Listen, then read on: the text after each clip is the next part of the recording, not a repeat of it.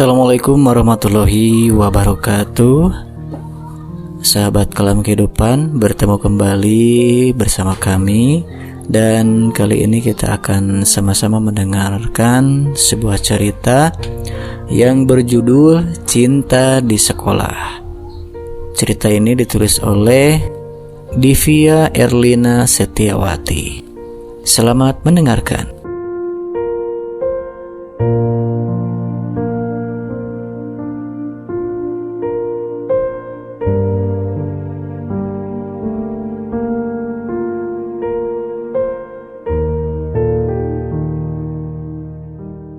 Dikala itu, aku bertemu denganmu di sekolah.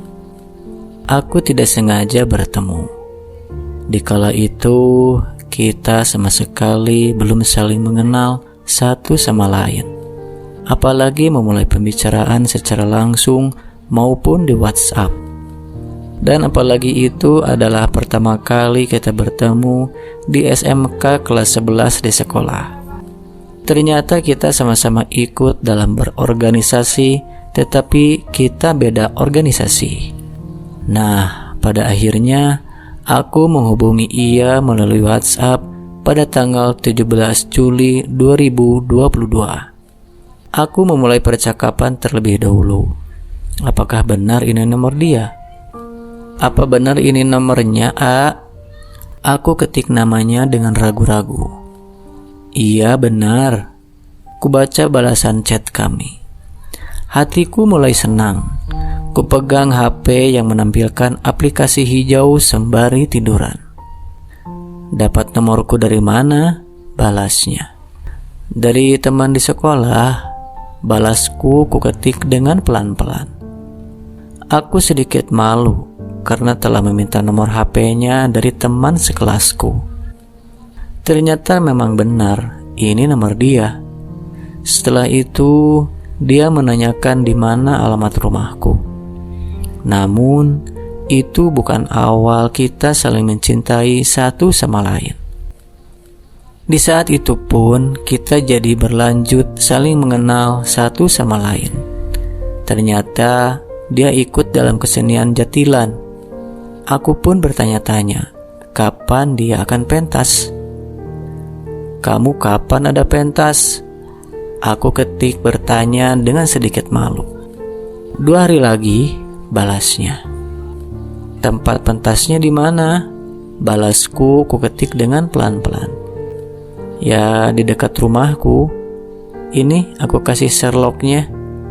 Kubaca chat kami, kupegang HP sembari tiduran. Kita pun jadi saling mengikuti di Instagram.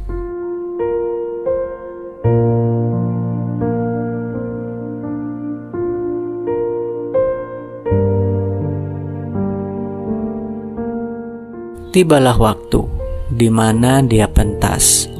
Aku pun datang untuk melihatnya. Setelah dia selesai pentas, kita pun bertemu sambil ngobrol-ngobrol dan melihat teman-temannya pentas.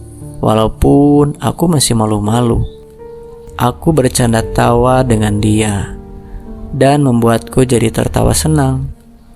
Selesai berpentas, aku pun bergegas pulang ke rumah dan diantarkan olehnya.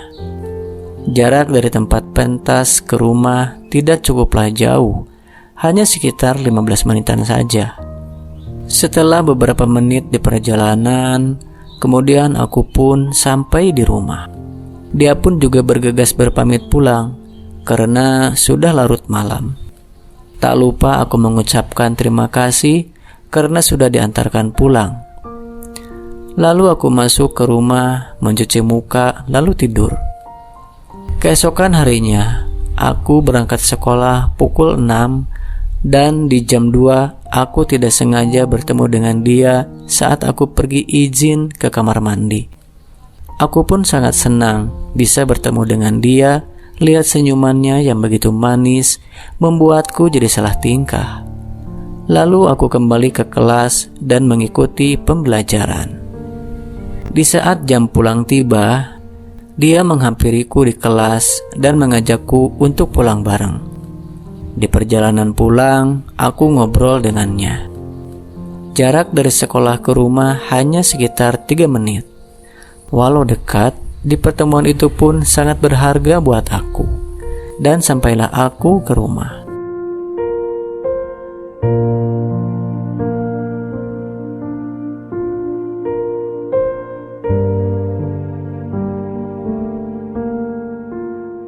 Singkat cerita, pada saat kita sudah kenal sebulan, di antara kita terjadi masalah. Karena adanya masa lalu yang dia belum sepenuhnya melupakannya. Tetapi di saat itu, kita masih bisa menyelesaikannya dengan cara baik-baik. Pada hari berikutnya, aku pun mengikuti pelajaran seperti biasanya dan bertemu dengan teman-teman. Di waktu jam pulang sekolah, aku melihat dia bersama teman organisasinya di dekat parkiran sekolah. Dan ternyata dia bersama teman-temannya yang memang sudah suka dengan dia. Aku pun menanyakan kepada dia kenapa dia bersamanya, tetapi dia tidak menjawab. Teman organisasi aja, nggak lebih, balasnya. Di waktu itu pun kita belum berpacaran. Dan pada akhirnya dia bermain ke rumahku, bertemu dengan kedua orang tuaku. Setelah bertemu dengan kedua orang tuaku, beberapa hari kemudian kita pergi berdua bermain ke tempat yang bagus. Dan disitulah dia mengungkapkan perasaannya kepadaku, bahwa dia suka denganku. Di situ pun kita jadian dan kita saling mencintai. Pertemuan itu adalah hal yang indah, tidak akan bisa terlupakan.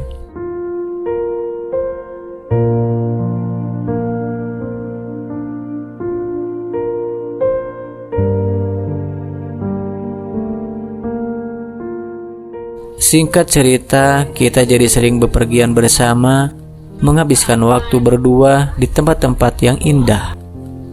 Lalu di sekitar 2 bulan sampai 3 bulan, di antara kita mulai ada lagi sedikit kesalahpahaman.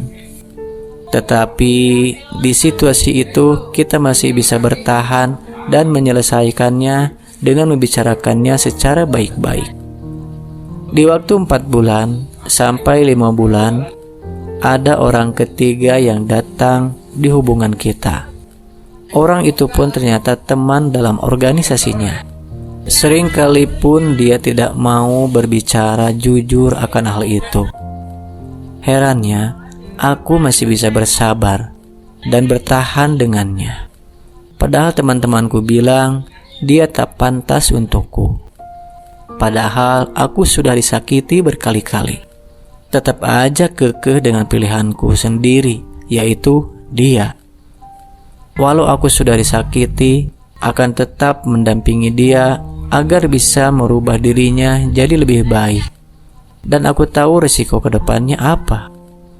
Akhirnya setelah kejadian itu, aku hampir saja menyerah karena melihat perilakunya yang seperti itu di belakang. Dia pun juga meyakinkan aku dengan kata, "Saya janji tidak akan melakukan hal seperti itu lagi, dan aku fokus denganmu," ucap dia. Dan sekarang ucapan dia terbukti. Entah karena dia itu tersadar akan kesalahannya atau hanya terpaksa.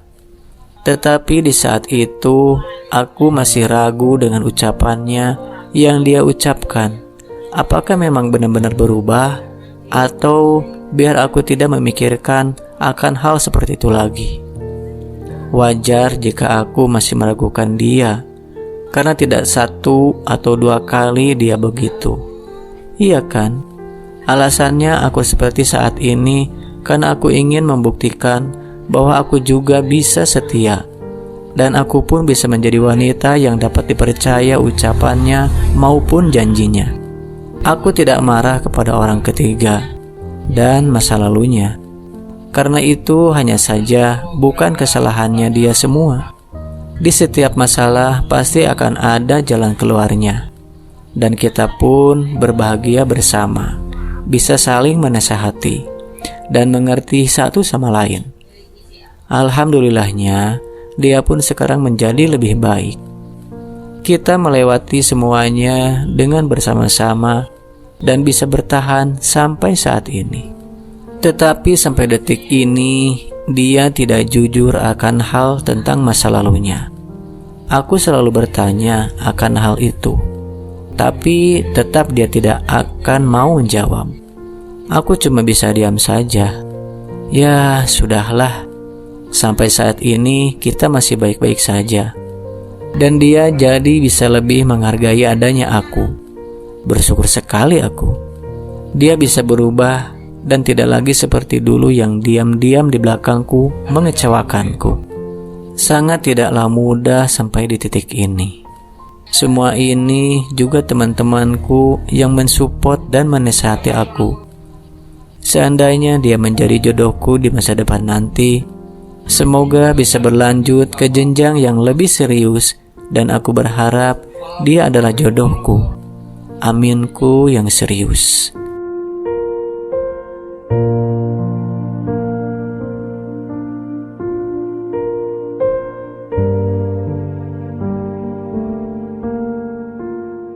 Ya, sahabat Kalam Kehidupan, demikianlah cerita yang ditulis oleh Divya Erlina Setiawati tentang cinta di sekolah. Sampai bertemu di cerita-cerita selanjutnya ya. Jangan lupa untuk like, komen, subscribe. Sampai jumpa.